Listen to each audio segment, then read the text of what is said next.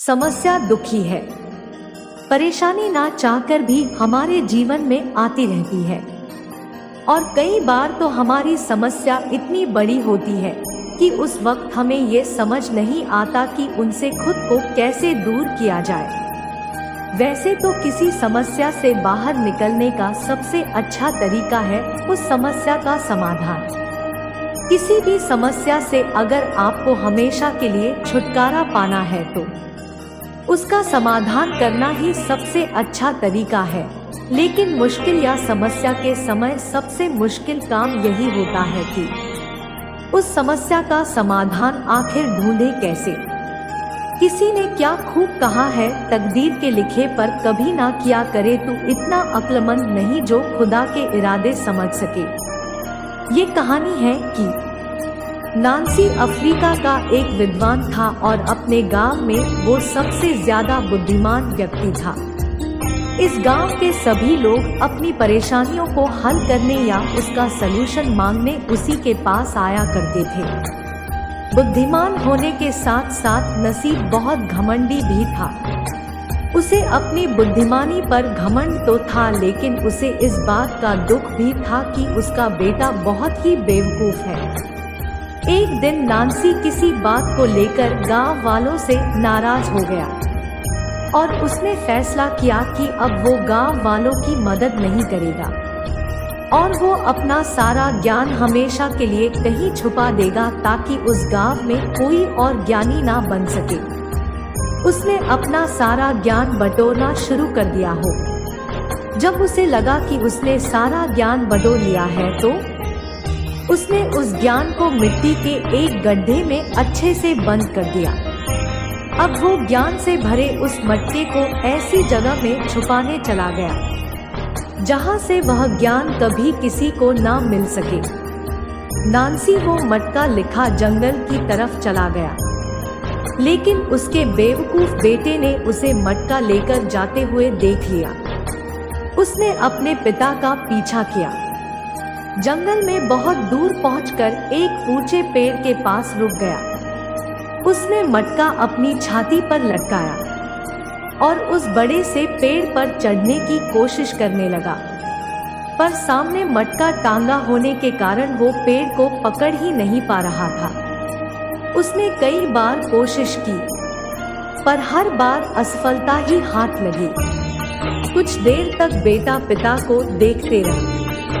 फिर वो चिल्लाकर बोला, पिताजी, आप मटकी को अपनी पीठ पर क्यों नहीं लटका रहे हो? इससे आपको पेड़ पर चढ़ने में आसानी होगी। नांसी मुड़ा और बोला, मुझे तो लगा कि सारा ज्ञान मेरे पास है मेरी बुद्धि तो यहाँ समझ ही नहीं पाई जो तुमने दूर से ही देख लिया। बेवकूफ बेटा बोला, पिताजी, शायद समस्या को दूर से देखना आसान होता है। नांसी को लगा कि उसका बेटा कैसी बेतुकी बात कर रहा है और उसे गुस्सा आ गया और गुस्से में उसने मटका जमीन पर पटक दिया और मटकी में भरा सारा ज्ञान हर जगह फैल गया। दोस्तों, यह बात सच भी है कि समस्या को दूर से देखना आसान होता है। समस्याओं के बहुत पास होने पर हम उनमें उलझ कर रह जाते हैं। सर, आपकी लाइफ में भी कोई प्रॉब्लम है तो खुद को उस प्रॉब्लम से अलग रखकर सलूशन के बारे में सोचिए, क्योंकि हम जितना प्रॉब्लम के पास जाते हैं, प्रॉब्लम के बारे में सोचते हैं, हम उनमें उतना ही उलझ जाते हैं। इसीलिए एक बार अपनी समस्या को दूर से जरूर देखिए।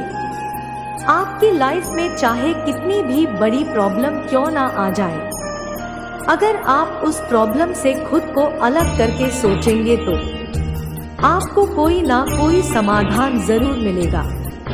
बस आपको अपनी समस्या से भागना नहीं है, क्योंकि जब हम अपनी समस्याओं या परेशानियों से भागते हैं तो वो दूर होने की बजाय और बढ़ जाती है।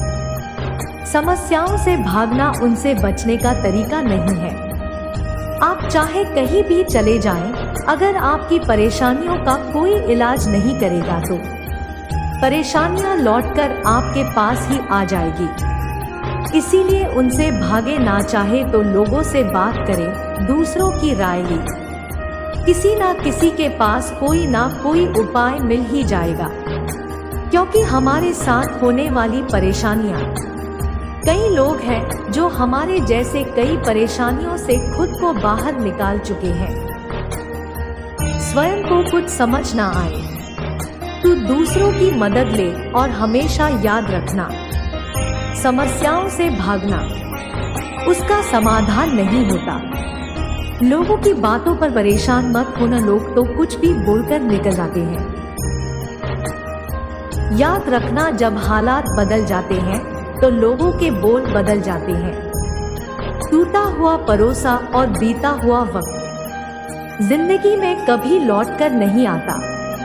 जिस तरह हवा एक दिशा में नहीं बहती, समय समय में बदलती रहती है, उसी प्रकार आदमी की किस्मत भी समय समय पर बदलती रहती है। इसीलिए समय खराब है, तू परेशान ना हो, बस समय का इंतजार करें, क्योंकि समय जरूर बदलेगा। तुम बैठो में ही अच्छे अवसरों को ढूंढने में लगे हो। तुम जिंदा हो क्या, ये बड़ा अवसर नहीं है। सच बोलकर भले ही किसी का दिल तोड़ दूं, लेकिन झूठ के पर्दे के पीछे किसी का भरोसा मत तोड़ो।